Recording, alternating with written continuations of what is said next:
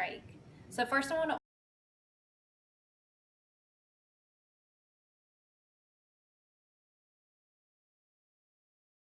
orient you to the suction machine for the sim labs.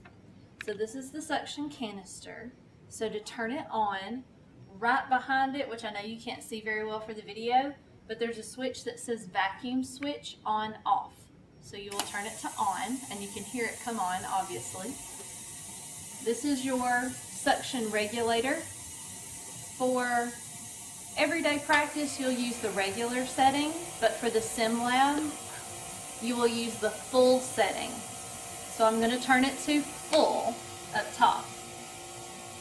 One of the quirks about the sim lab is to be able to get adequate suction power, you're going to have to give it some time. So my suction tubing, if I put my thumb on it, you see how pressure will build up slowly. So when you go to suction on these mannequins, you have to give it hold pressure for a little while to give it time to build up some suction.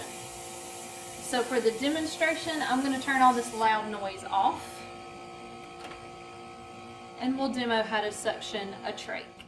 So this is the package that you need, a suction catheter package. It's going to come with sterile gloves and the suction catheter itself. You will need to have all of the suction set up with the canister and the tubing. Have your tubing close to you. So I'm going to open this again away from me.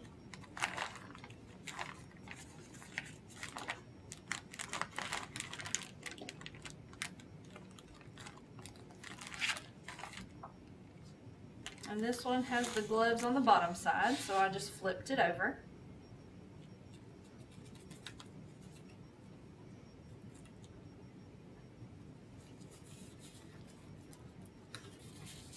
Now they were kind of stuck together, so I touched that in. So it is non-sterile, so I can't touch that.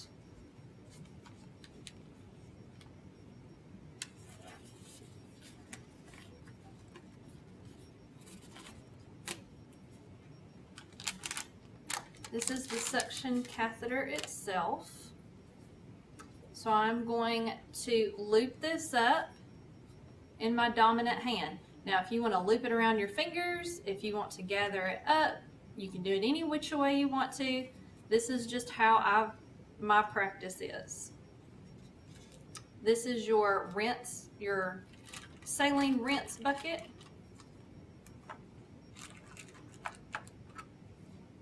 So now I'm ready to contaminate my non-dominant hand.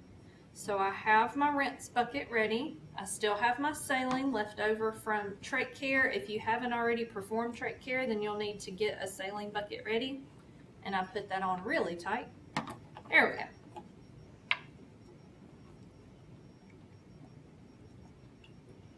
we go. So now with my contaminated hand, I'm going to grab my suction tubing and hook it together.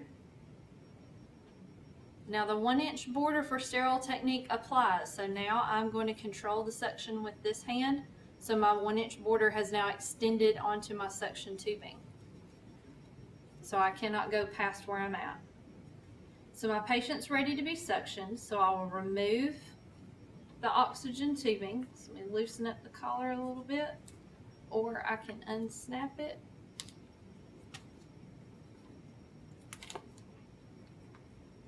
I want it close by, I don't want it far away. So as I go down to suction, my thumb is up. I do not put my thumb down. That's how you apply suction. So thumbs up on the way down. And insert my catheter. And I'm going to go down until my patient starts giving me a nice, really good cough, or I feel resistance. Once I feel resistance, I'm going to pull back just maybe a 1/2 inch and apply suction and start to pull out in this manner. Once I have taken my catheter out, I want to give my patient back their oxygen.